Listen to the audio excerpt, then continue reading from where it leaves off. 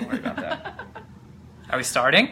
Hello! Hey, y'all! Hello! Welcome to another edition of Wine Wednesday. We got the wine. I'm with Ashley. It is a pajama edition of Wine Wednesday. PJs! And Ashley actually dressed me in her Darth Vader onesie. I'm shocked it fits you. It doesn't really... Well, okay, I guess it does fit me, which is kind of embarrassing. And it's got like a little emo hoodie, so I feel like a little emo, snuggly Darth Vader. It looks like a fucking condom on you. Am I allowed to cuss on your show? What's that? Yeah, you can cuss like you want. Sick as fuck. The wine we're drinking is called Little Black Dress, and it's a Diva Red. Just for you, Ashley. Right. Actually, okay, I picked it out. I picked it out because, well, I had known you for a while, but the first time we actually like worked with you at like, oh yeah, I should probably get in Be in frame. the first time that we actually had like any kind of like you did a promo shoot with us for our song Pretty on the Outside. You guys remember that? It was like a year or so ago. It was really dark. Like you only pretty much saw hair and legs. Yeah. It was gorgeous. Well, you're supposed to be like devious, and you killed it. You crushed that shoot. But you were in like a little black dress, and we had asked you to wear like a little black dress, like something devious and whatnot. And it's also a breaking pattern song. Yeah. So I found that wine and bought it. So cheers. Cheers. Thank you for joining Cheers me. to all those watching. Yeah. Thank you guys for hanging out. So That's good. it is really good. We actually had this on my video shoot. The one that we wanted you to come work, but you were busy. Sorry, I was busy being an adult. So we had to get some other cool people, but otherwise, before we talk about your modeling stuff, I want to talk about like kind of where we first. Okay, I'm not gonna move the wine. I'm gonna hold on to it because I got real close to splashing all over your carpet. It's fine. So the first time we met, you were okay. No, I am gonna put it down. I need to use like a lot of hand gestures, and I'm gonna swipe you guys away because I don't want to see anything you guys say. So stop talking to me. We'll talk to you guys. Talking. We'll talk to you guys later. But keep talking.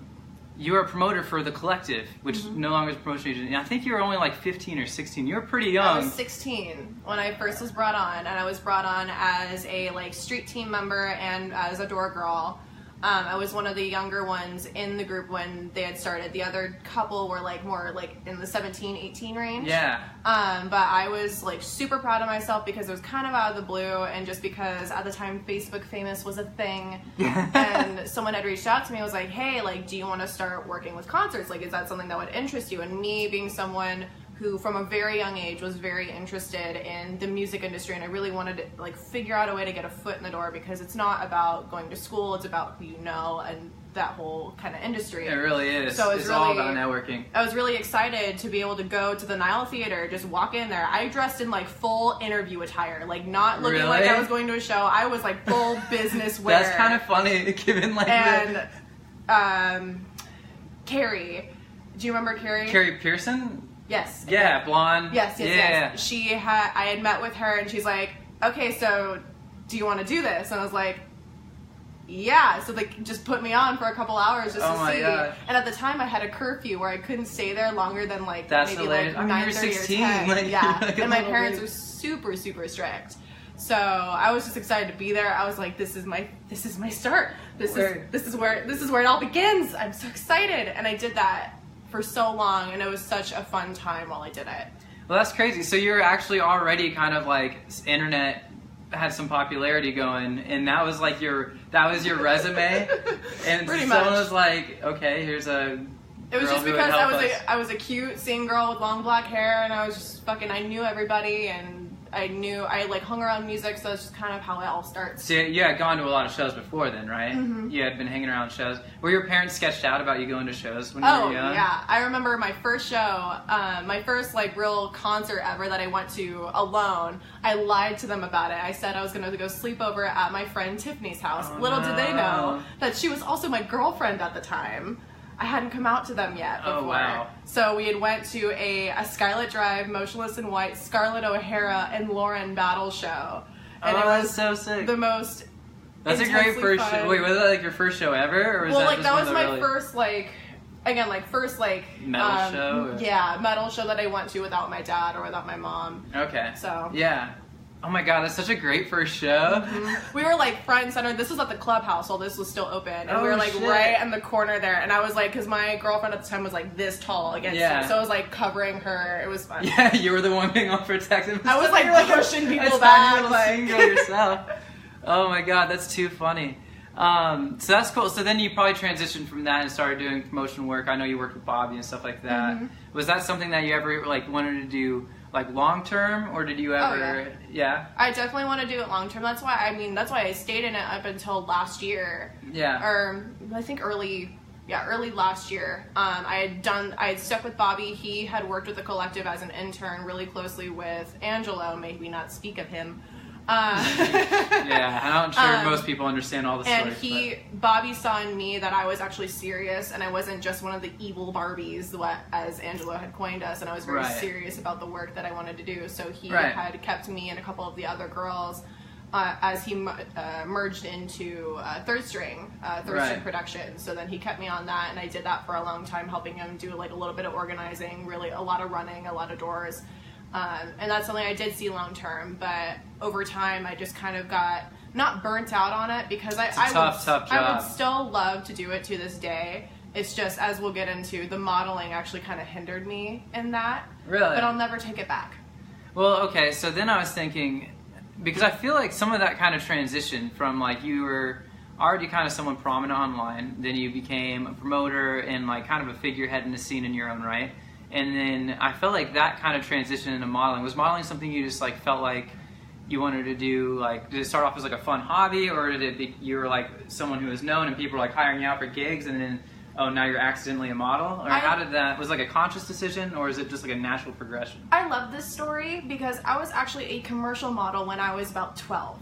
Oh, what? So I didn't realize that. Whole big long story. So my dad was a photographer and model for Ford Robert Black, which used to be the modeling agency that America's Next Top Model used to go through. Oh, wow. So because of him, I was his test subject, and I learned how to pose. I learned like proper lighting, proper posing. And then from that, I had gotten like little things here and there, like maybe like only 2 professional jobs like when I was young. And then that's something that's always been an interest of mine, because I knew I had a really, really easy talent with it. I knew it was something that I liked to do. So you were actually getting gigs as like a child model. Yeah. Oh, that's wild. And then when I was 16, I discovered what suicide girls were. Oh, yeah. And that's exactly what I wanted to do. I didn't know like the depths of it, but I knew the gist of like, it's tattooed models, like they look super hot, like it's very risque, like almost like your modern alternative pinup. And I really liked that idea. And then I just waited, and I stopped everything. I waited. I like tried to like get this idea of an aesthetic that I wanted for myself. Yeah. The day I turned 18. So actually, the day I turned 18 was my graduation day. The day after, when I was hungover, was my first shoot ever, and I still have pictures to that. Were you hungover? Yes, I was hungover. I was wearing like a pentagram bikini. It was my first like alternative shoot ever. I was like, this is what I'm gonna do, and I did that for many, many years now. Dude, that's crazy. Did you have tattoos and all that before you were 18, or did you wait till you were 18? I had one tattoo. I got it when I was 17. I got kicked out of my mom's house for it. Really? But you did have strict parents. Yeah. Well, my dad wasn't all that strict about. Well, okay. My parents were strict about the opposite things. So my mom like was cool with like me dating and like me like having like extracurricular activities. My dad wasn't okay with me dating at all, but he was fine with me like, hey, like if you're gonna drink in the house. Like if you're gonna do this, do that. Like I want you to be educated. Like if you want to go to shows, go do it. Like they were just strict in opposite ways. Which has got to be kind of confusing as a kid. Yeah, that's why I'm very proud to, I guess, have the mindset that I do now, where it's like I don't want to be either extreme. I created my own kind of pathway, and I'm really happy that I did that. I definitely find you to be a very balanced person with a good head on your shoulders, obviously. Mm-hmm. So you didn't end up going to Suicide Girls. No, I'm sure you were very qualified for it because you had overqualified. Yeah, overqualified. The thing was that I discovered what the contracts were like, and that it's ideally submitting free porn, and by like a luck of a draw, you might get paid $500. And really? For me personally, that goes against everything that I feel about like being nude on set and having anything like that out there. Right. For example, as I decided to not do that, my rates were separate. So if I was just like clothes and lingerie and whatever, I had one rate, and if I was I never did like full nude or full topless, but if I was even nude on set and did like implied work, my rate would be higher. Interesting. So that was just how, because that's how porn is, and that's how model, like if you were to consider like just plain models versus porn stars and right. you know, like girls in Penthouse, like they're very, very different types of rates. Interesting. So that's just kind of how I had structured it. Well, okay, now I'm going to skip down a couple of, like, I wasn't sure I was going to bring this up or not, but a while ago, you actually made this video when you were starting your YouTube channel. Well, this is a big reason why I was like, this girl has, like, she's interesting, man. Like, she's got something to say. You made this YouTube video basically, like, railing against the pornography industry for its, like, almost blatant attack on teenage women. Teen porn is wrong, is what it was called. Yeah. And was In that all something, caps. was that like something that you had, like, were people like coming up and trying to offer you these contracts for pornography, and it was just like this like gross, creepy thing that you're like, get away from me from? Or is it something that you saw like friends slipping into and destroying them, or? Not either. So I've done one shoot, and it's still up to this day. I don't think anyone's gonna find it, thank God. But I had done some fetish work before, and I did always full clothes, like it was just for the fetish purpose. And it was right when I was 18, and they had posed me to look like I was younger, even though I had tattoos. So they wanted me to look like really cutesy. They told me not to do dramatic, no dramatic makeup. Like they wanted to put me in pigtails if I had my long hair. Like it was weird, and I was very uncomfortable with that. And I went through with it because girl, how to make money. And it, like, there was no, like, true lines being crossed. It was just, like, I was dancing in handcuffs. I'm like, this is so weird. Oh, my God. That is really messed up, though.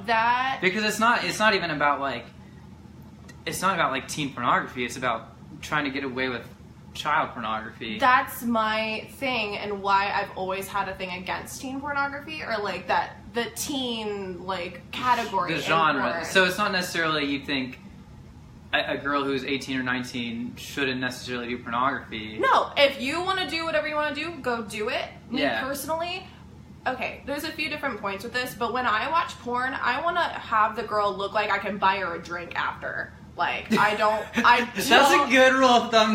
Like, and even, like, girls now, like, if I were to think someone's attractive, like, I don't like younger looking girls. Like, it feels odd. Right. To, like, that really mousy, really, like, I mean, like, obviously, if you like that, go do whatever you want to do. Right. But my problem is that that category is specifically sexualizing young women and just very blatantly calling it teen and putting them in pigtails. And, like, I think I mentioned there was a girl. The implication is not teenage. There was a girl, I remember seeing a video, and she was wearing a high school t-shirt. And that made me really uncomfortable because the dude looked like she could be her, or he could be her dad. Yeah, no, I agree. I agree that the genre itself is really creepy. And so I was wondering, so then when you go into these shoots with these photographers and stuff, then do you, like, have to vet the photographer? Do you, like, look them up? Like, or is it like, okay, if the money's right and they agree to my terms, then I'll go and shoot with whoever? Or well, when I was trying to venture into making it like a side job, I took all things into consideration, not even for what their reputation was, but for my safety. I always made sure that even if I wasn't going to bring an escort, that they would allow me with no questions asked to have someone with me, just in case anything were to happen, obviously. That's smart. It's really notable for someone to even allow that to happen, because some people are like very like closed mind, and I'm not okay with that, because so many things can happen behind closed doors.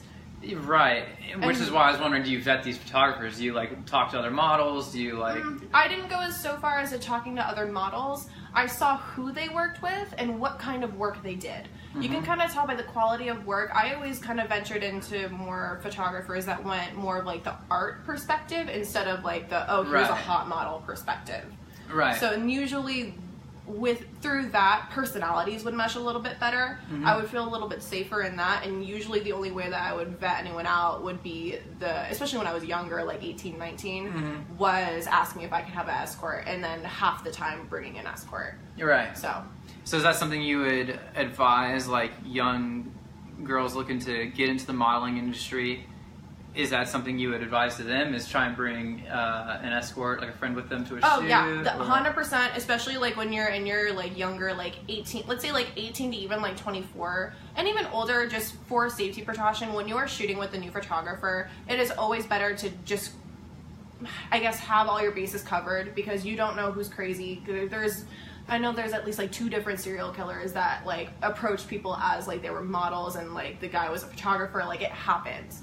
Have you had any sketchy moments like that? Were you able to avoid them? It sounds like you avoided the pornography industry, which is probably a lot sketchier than, because you did a lot of promo work and things like that, which I feel like isn't that bad. There was actually one scenario, and this is actually why I will never travel for work ever again.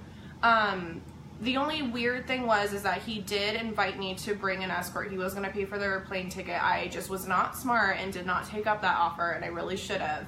Oh wow, they flew you out. Yeah, flew me out to Dallas, Texas, and it like started totally fine. We did glamour shots, and this was in the fetish industry, so we wanted to do fetish videos. Things progressed throughout the night, and then this is such a weird story to talk about. I was bound and I was blindfolded, and he proceeds to do things like take off certain pieces of clothing that he did not tell me he was going to do, because usually like we would go through of like what the whole video was going to be, and I screamed bloody murder. I'm smart enough to get a gag out of my mouth. I know how to work with kink pretty well. So our neighbor had to come through the door, and thank God I did not lock the door. Damn. That's a whole long story after that, but and did you immediately just dip out? Was that it? So I was like, okay, we're gonna fucking stop. Like, I'm so sorry. Like, I'm so sorry you're paying for me to cry right now. Like, but I'm not getting out of here without extra payment. Like, sorry. And damn, see, that's why you're badass as hell, though. Man. I hustle, and I'm stronger that way, at least to me. So the scariest thing out of that whole experience was he drove me to the wrong airport. What, do you think he did it intentionally? I don't know. Like trying to fuck with your That's a flight? Question I will never know, never will understand. Did you miss your flight? I missed my flight. I remember like sobbing, crying in the car, and I was just like, that was the first time in my life, you know, like you're being so scared you legitimately cry for your mother or father. Well, that's such a dangerous situation that you're in. You're I'm in another state with someone I do not know. Yeah, you don't have anyone there to come barely save you. any clothing. Like, he has video image of me, like, screaming. Like, it's very uncomfortable. So I forced him to buy me a hotel on top of what he was paying me, and then buy me another flight. It was at 4 in the fucking morning, and I told him that he was not allowed to come back to my hotel, or else police would be called. And I remember I was smart. And while he went inside the hotel to get me a room, I stayed inside the car and I took a picture of his vehicle registration. So I had his address, his name, his phone number. You're fucking brilliant. I swear to God. That's you gotta fend for yourself, dude. It's a scary fucking world. Thinking. I mean, you were thinking, but yeah, you should have probably had someone come with you on that trip. Yeah. Yeah. Doing any kind of bondage shoot. It's scary. God, what a helpless... It's already a helpless feeling. See, the thing with that, even that style or that genre, it's like a trust thing, too. Mm-hmm. So to do that with someone you don't really know, and then I'm sure in your head, you all of a sudden made that realization, like, oh, wait, I don't actually trust this guy. And now I'm stuck. Either I have to trust him or I'm screwed. It was that sad realization where it was like, yeah, I did this for the money. Because it was the most money I've ever made on a shoot at that point, because I was only like 19. Well, that dude had to be bombed to buy you another hotel, another plane ticket, and... Mm-hmm. Ooh, that's terrifying, though. Yeah, but I lived, and I'm safe, and I'm okay. That's great. Well, you also took a break from modeling, I feel like, for about a year there. Mm-hmm. Was there any, specific reason or incidents? Was it for your own, mental health, or...? So, my big break, I guess, I'm guessing you're mentioning of why I don't use my old Jay-Z Instagram anymore. Right. I think you stopped that about... I stopped that October of 2016? Yeah.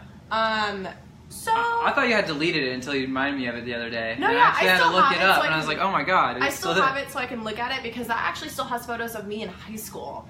So, that was actually a different break. That was me realizing that was an image that I didn't want to keep up anymore, and why a lot of the shoots that I do now are in a completely different light, because I didn't want to be an alternative model forever, and I felt like that I had a big realization where I didn't need to fuel this ego anymore, and that was just something that I didn't feel happy doing anymore. And yeah, it was fun, and yeah, like I had a good time. I had met some awesome people. The whole modeling photography community is amazing out here. Very, very awesome people. Yeah. Kind of weird people, but I'm the same kind of weird, so that's okay. Right.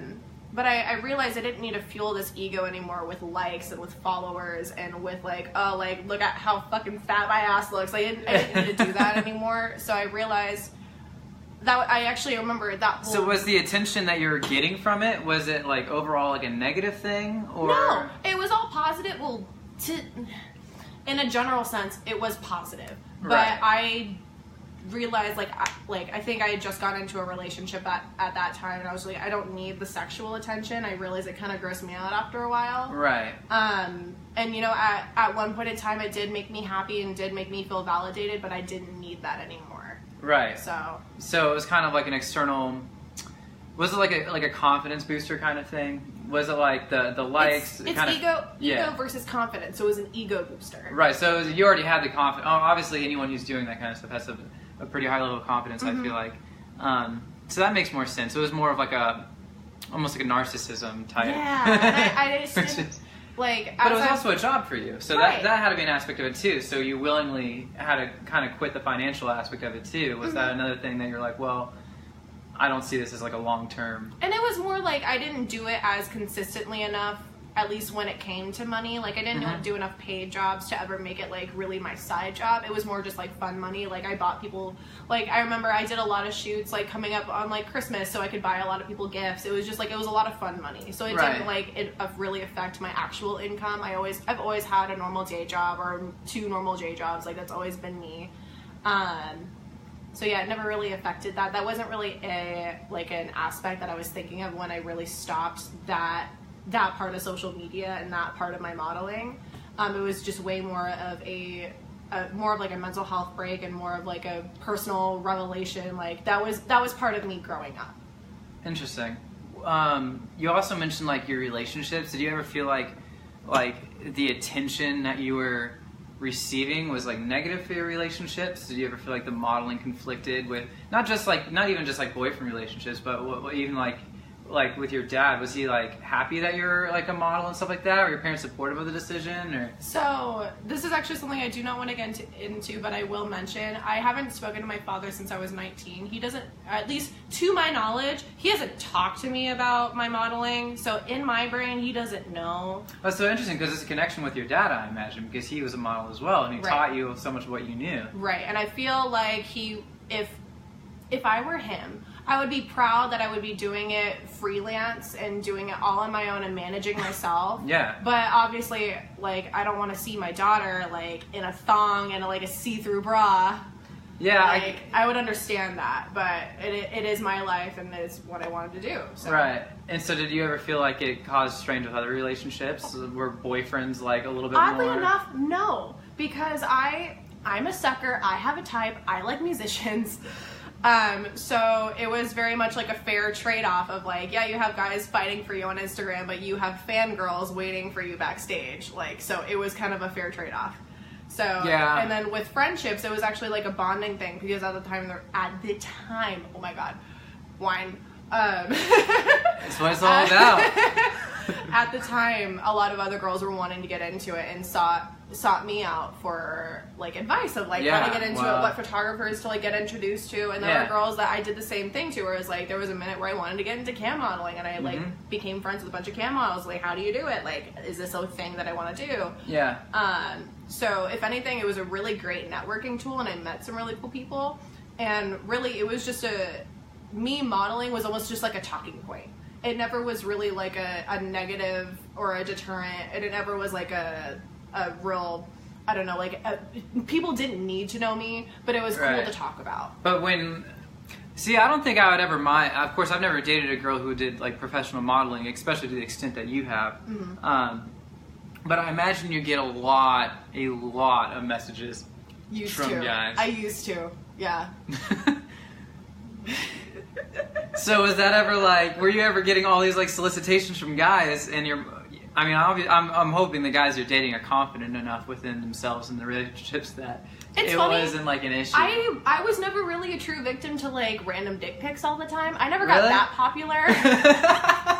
So in my experience, I haven't gotten a ton. I've gotten a lot of ab pictures, like that, abs, like just like the, ooh, yeah, the mirror those, selfies. Like, oh god, you look like you bench like 10 pounds. I'm sorry, or that you juice. I'm not interested in either. Yeah, that makes sense.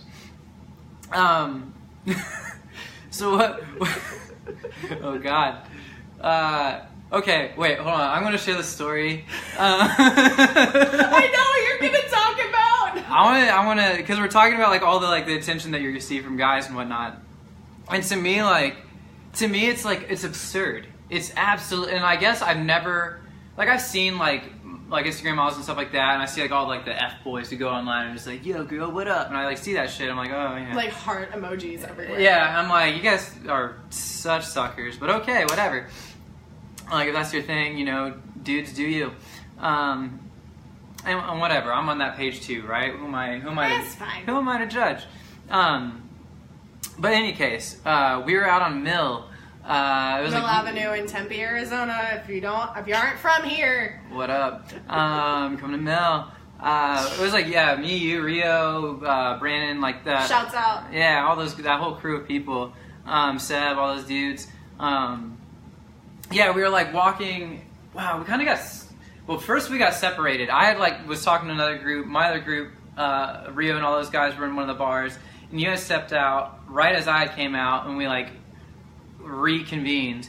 And as we were hanging out and talking, this random super drunk dude just starts coming up to you and you bummed a cigarette off him, but then he felt entitled to he started grabbing the thing that scared me was he grabbed your wrist and was like, I like your tattoos, and you were okay, and I was like, oh shit, I gotta go, I gotta be a dude now, and so I held his shoulder. I was like, hey man, I think it's time to go, and I had to do that whole thing, and there was cops 3 feet away from us, come on cops, don't make me do this They shit. can't do anything for that though. And it's just another guy harassing another girl on the street, Mm-hmm. and At 2 a.m. and you played it off so well. Mm-hmm. You're like, hey, we gotta go. Let me give you my Snapchat. And he's like, okay. And immediately blocked him afterwards. As I was walking away, for everyone who needs to know the end of the story, so we're in this little group, and I'm just like, oh yeah, here's my Snapchat, here, whatever. And I, as I got his request, I started walking away, delete. Brilliant move. And I was like, this girl's a pro who's clearly done this shit before. And so here I am trying to intimidate a guy in my nice cartoon onesie. And clearly the intimidation factor is not happening with me. And so, but you gave him a Snapchat and he walks away, you block him. But that's only the beginning of the story. I don't know if you forget, but then we start walking down the street once Rio and all those guys come out of the bar, and then a mob of girls, and one of the girls screams, oh my god, you're so pretty, oh, yeah. and screams I love that. it. I love it. And she screamed it and was like, can I hug you? And yelled it, and you just look at her no. Did I? Yeah. You're no. But you said it so casually. It happens all the time. You're just no thanks, no pictures. I'm on a mission. I think it was just because I was on a mission. We were getting pizza. We were. The bars are closed. We were on our way to pizza. And this plus, mob of girls. people that are that drunk, I never mess with anyway. So. Oh my god, yes. These belligerent girls were I want to hug you. You're so cute. And you're no. And they're. I can imagine me doing the hand motion to just no. And this girl's heart just she audibly was oh. It was an audible ripping of the heartstrings as she just got denied. And I'm sorry I was so rude to you, girl. You were just too drunk for me. But it wasn't even that. I was just oh my god, you haven't experienced that heavy of back to back to back well, I guess call outs to a girl. No, I mean the most I could ever identify with is yeah, I play a show or something like that, and I've had maybe it was a really good show, and I have a lot of friends or fans or supporters that want to talk to me or get autographs or whatever that, and and obviously those are like really fun moments, but like I'm prepared for that, you know, like I've mentally accepted that, you know, if it's a good night, like I'll be signing a lot of posters and stuff and CDs.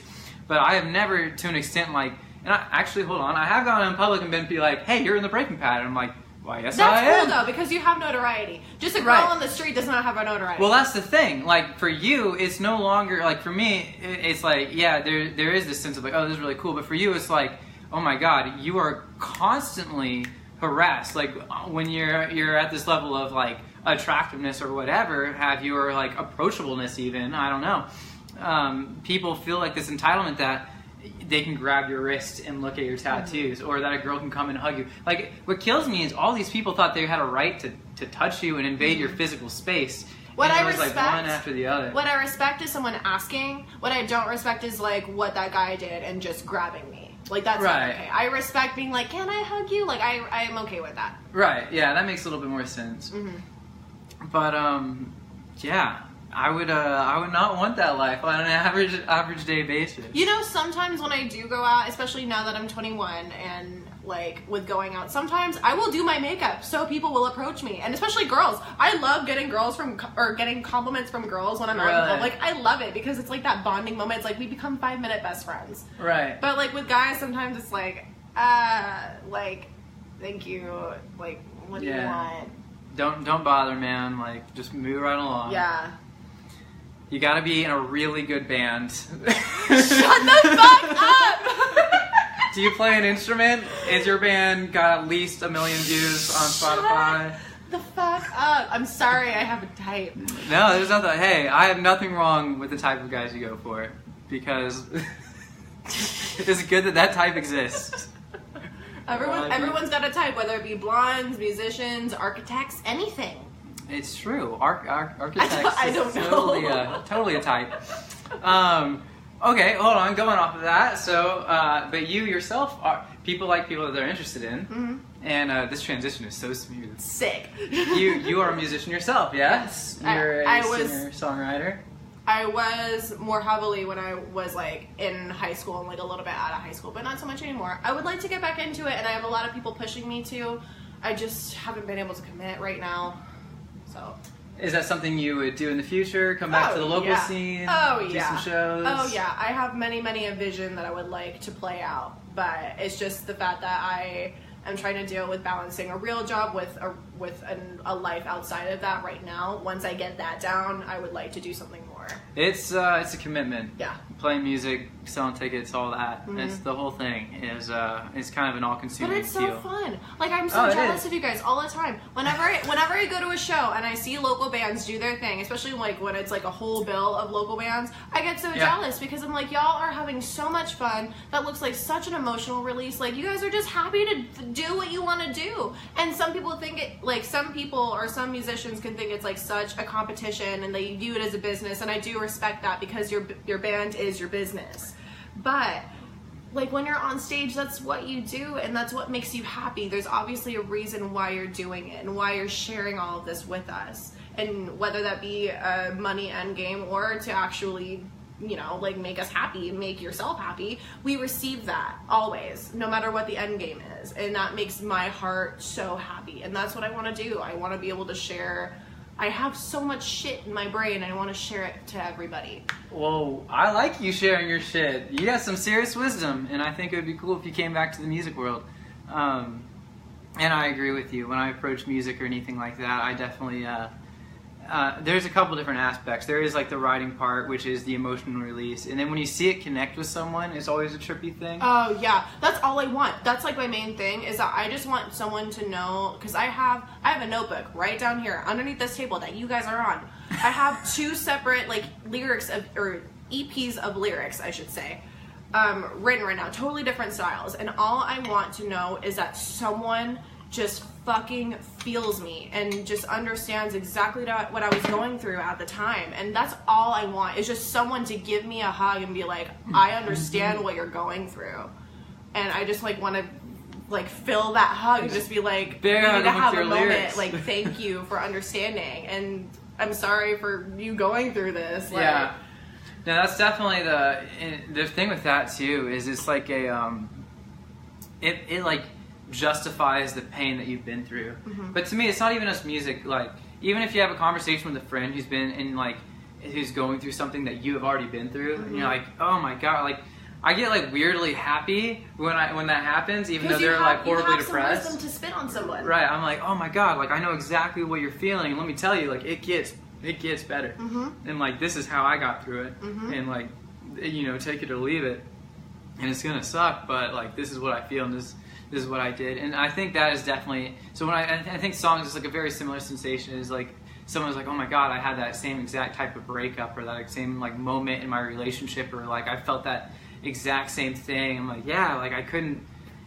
Like lyrics help put into words other things that aren't like otherwise like tangible or like straightforward. You know, you can like say the word depression, but like to like fully describe the situation that you're under. You can say it poetically, and you can say it in not just the way that it is, but the way that it feels. Right, like depression, it doesn't even have that many connotations anymore. But like if you say something like, oh, I feel like I'm wearing this gray heavy jacket on me and it's weighing me down. I'm just dragging through the days. Like all of a sudden it's like, oh yeah, I felt that. Oh yeah, that is depressed or whatever, you know?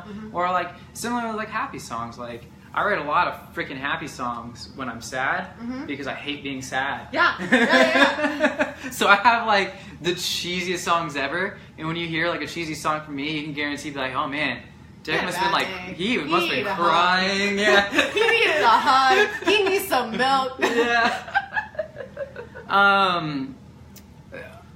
We're probably gonna wrap it up soon. It's really already been an hour? Yeah. Holy shit. Probably. What's your advice, real quick, with the modeling stuff? Going back to that real quick. What's your like?